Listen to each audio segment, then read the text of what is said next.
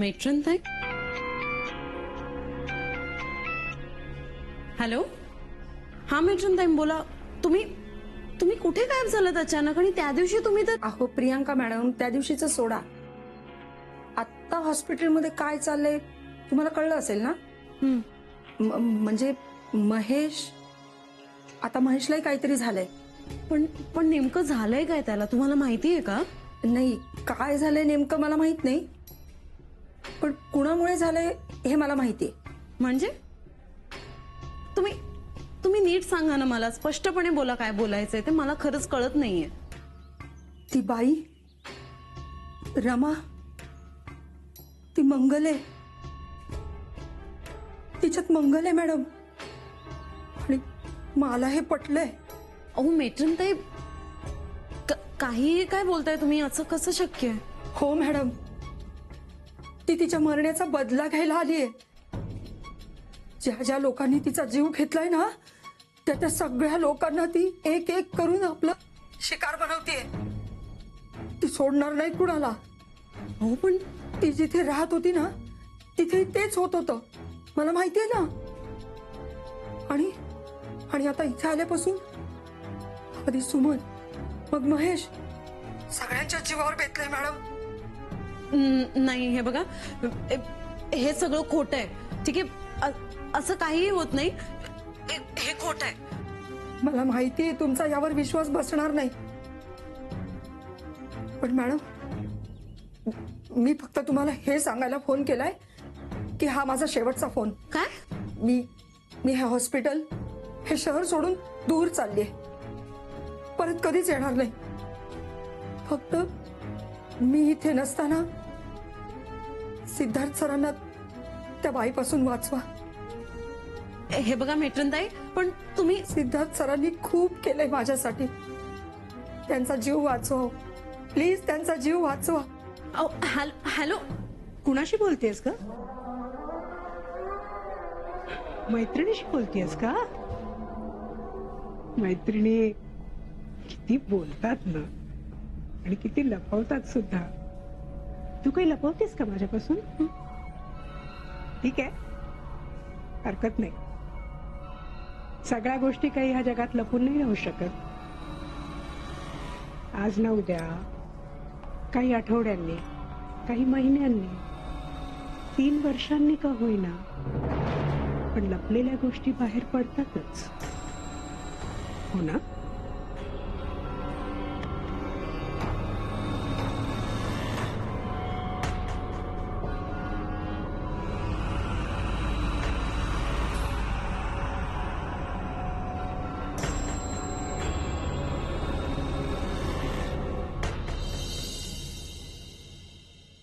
Normal. ताप नाही आहे रमा, फक्त जेवण नीट न झाल्यामुळे वीकनेस आहे, कणकण आहे. वेळच्या वेळी जेव आता, म्हणजे बरं वाटेल.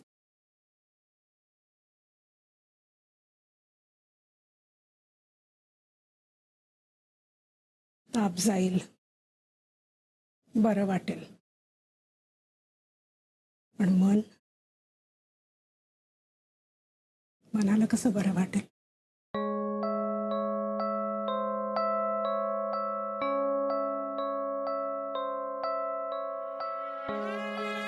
घास घशाखाली उतरत नाही रे. जीव घशाशी आला असं वाटतं. एकेका घासाबरोबर पण एक एक क्षण, एक एक आठवण गिळतोय असं वाटतं. आणि माझं घर गेलं, माझी माणसं गेली, निरंजन गेलं.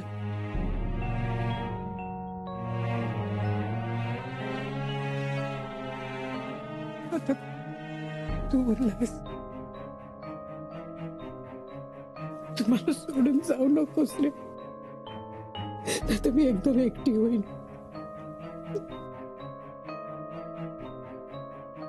काही न जाणार. नाही,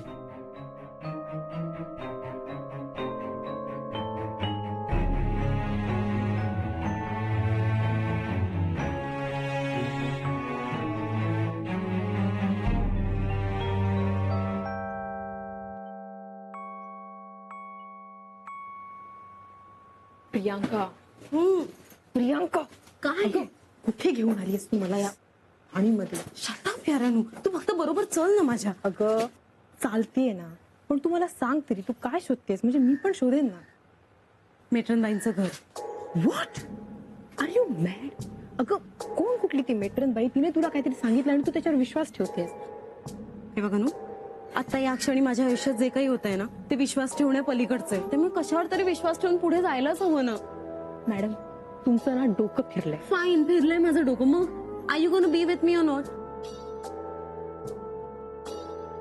थँक्यू. अनु, अगं तुला माहितीये का कुठे जायचंय? अगं कुठे फिरत बसणार आहोत आपण? त्या माणसाला विचारूया. कोण आहे?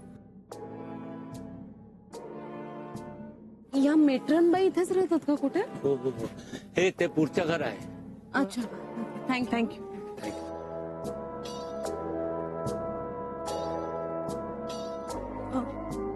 हेच घर आहे का? थँक्यू.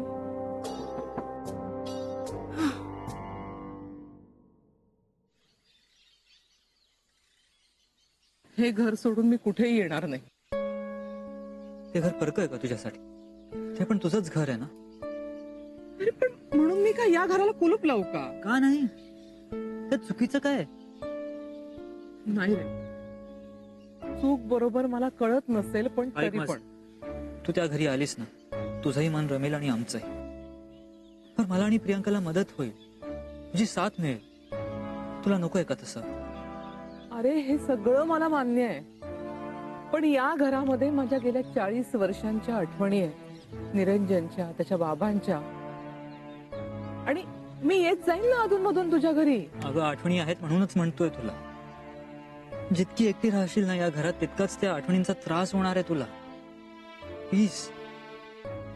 आणि आता बस, खूप झालं. आता विचारत मी तुला सांगतोय, तू येतेस माझ्या बरोबर. सिद्धार्थ रे, निरंजनची आई, तो म्हणतो ते बरोबर आहे. आमचे दादा कायम म्हणायचे, रिकाम्या घराला आवाज असतो आणि त्याच्या आवाजात आपण रमून गेलो की मग आपण त्यातून कधीही बाहेर पडू शकत नाही. आपले सुटू लागतात आणि श्वासही सुटतो.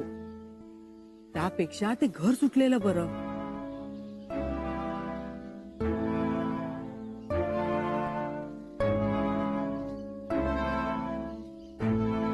अहो पण मेट्रनबाई, मी म्हणते अशी काय इमर्जन्सी आली की तुम्ही इतक्या घाई गडबडीत घरच सोडून चाललात? मी हे घर नाही, ही जागा, हे शहरच सोडून चालली. अहो पण का? कारण काय आहे? ओके, ठीक आहे, नका उत्तर देऊ तुम्ही. पण पण मला फक्त इतकं सांगा की काल तुम्ही मला फोन करून तसं का बोललात? माझ्या काय किंवा तुमच्या काय, सगळ्या प्रश्नांचं उत्तर एकच. ती बाई रमा. पण तुम्ही हे जे काही सगळं सांगताय ना, त्यावर आम्ही विश्वास कसा ठेवायचा? आज विश्वास ठेवलात ना तर जीव वाचेल तुमचा. नाही ठेवलात तर ती सोडणार नाही कोणालाच. हे बघा, ती वाळवी घर खातीये ना, तशी खाणार ती बाई सगळ्यांनाच. तिने ज्या ज्या गोष्टीवर नजर टाकली आहे त्या सगळ्यांना तिने गिळलंय. घास घेते ती सगळ्याचाच. आणि मी जाते कारण मला जगायचंय. तुमच्यावर वाईट वेळ येऊ नये म्हणून सांगते. दूर राहा तिच्यापासून. असं काय केलंय तिने? कोण आहे कोण ती? ती या जगातली नाहीये.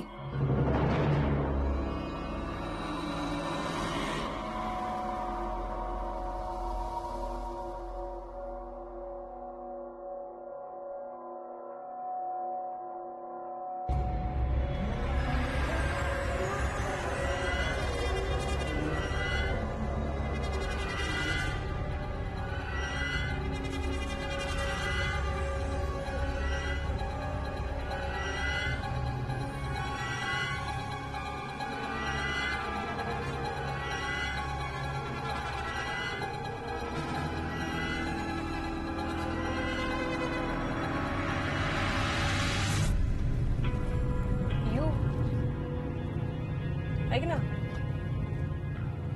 प्रियंका, हा अगं काय लक्ष कुठे तुझं? काय तू त्या मेट्रन बाईचं बोलणं मनावर घेतलंयस यार? जाऊ दे ना यार. You don't understand. ती हे बघ, लुक, मला ना ती बाई एक नंबरची फ्रॉड वाटते. काय म्हणाली होती ती ह्या जगातली नाहीये. How funny. Is she an alien? ह्या जगातली नाहीये मग काय मंगळावर आली का ती रमा? शट अप यार, don't joke around about everything. कुठल्याही विषयावर सुरू होतेस तू. I am really tensed. हे बघ, टेन्शन घेण्यापेक्षा ना तू सिद्धार्थची बोल आणि त्या मित्रांना एवढं सिरियसली नको ग घेऊस प्लीज. कम ऑन, आता हस तरी जरा. पण ना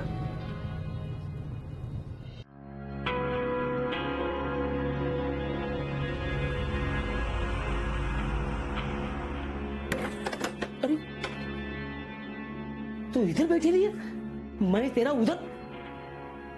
अरे इधर बैठ के क्या कर रही है?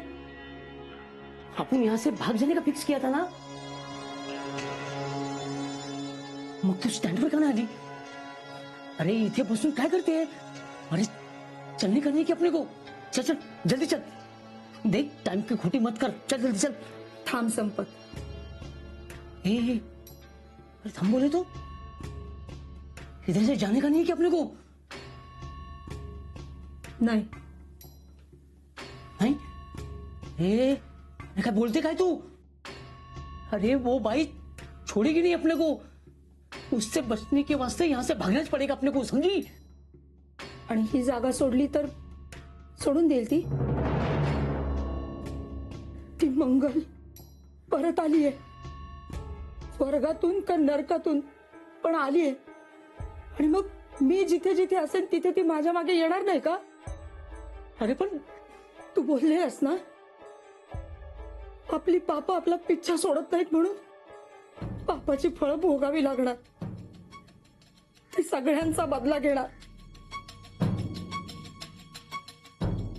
म्हणालेलंस ना. पाप झाले.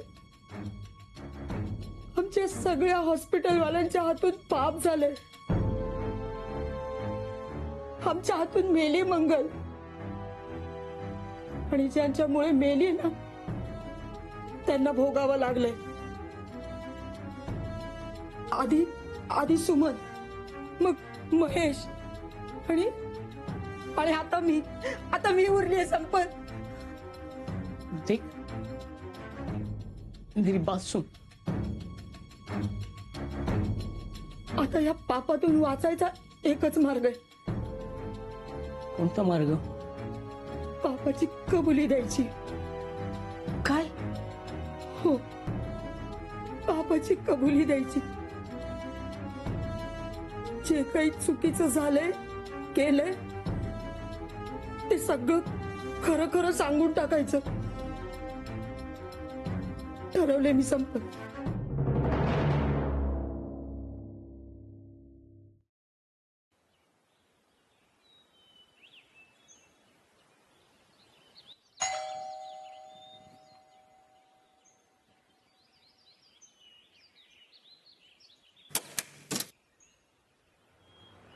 अगं बाई प्रियांका, तू?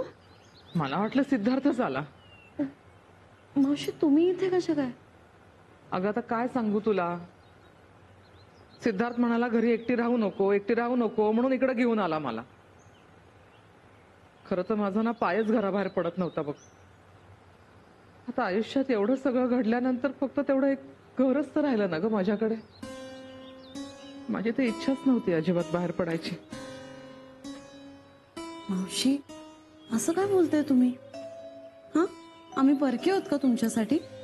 बरं मी दूरची असेन, सिद्धार्थ त्याला तर पोटच्या पोरासारखं वाढवलंयत ना. खरं तर त्याहीपेक्षा जास्त प्रेमाने. आणि मग असं बोलताय. खरं सांगू का, तुम्ही बरंच केलं इथे आलात ते. जे काही घडलंय आणि जे काही घडू शकेल या पॉसिबिलिटीज मध्ये ना, मला असं वाटतंय की आपण सगळ्यांनी एकत्र राहणंच योग्य, नाही का? असं का बोलतेस? म्हणजे काय झालंय काय नक्की? नाही काही झालं नाही. मी असंच म्हंटल. मला सांगा सिद्धार्थ कुठे? काय सांगू तुला, मला घाईघाई तिकडे घेऊन आला आणि माझी सगळी औषधं घरी राहिली बघ. आता ती आणायला गेला. बरं. बघ तू बस, मी चहा पाण्याचं बघते, बस. ओ नाही मावशी, हे बघा, 1 minute.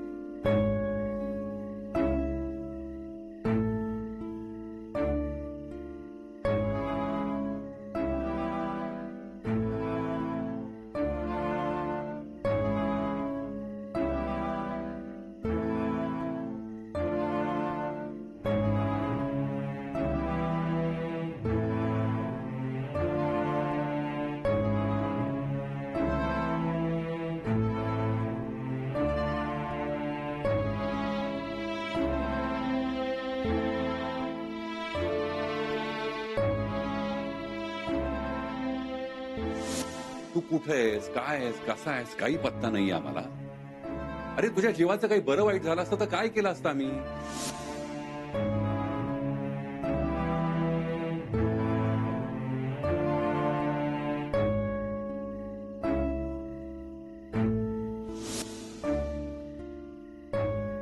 Siddharth,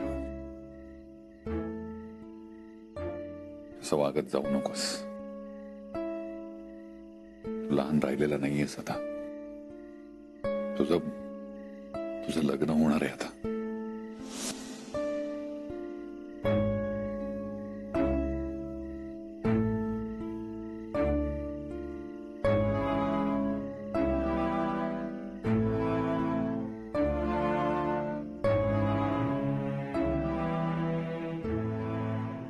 okay, all the best. चालू देत तुझं हे सगळं,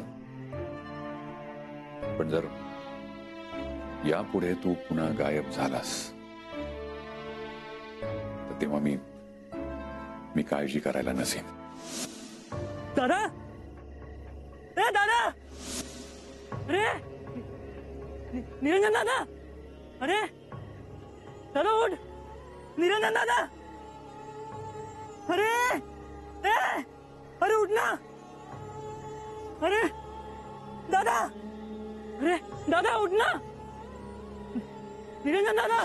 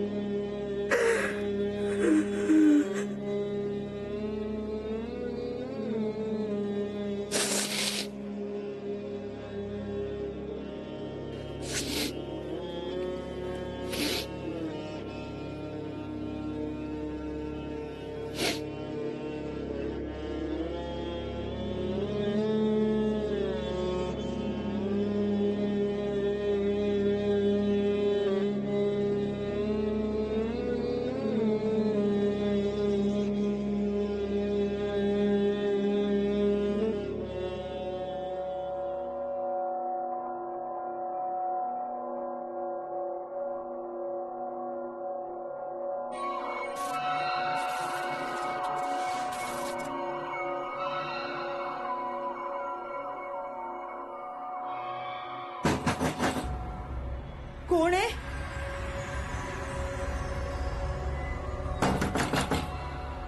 कोण आहे?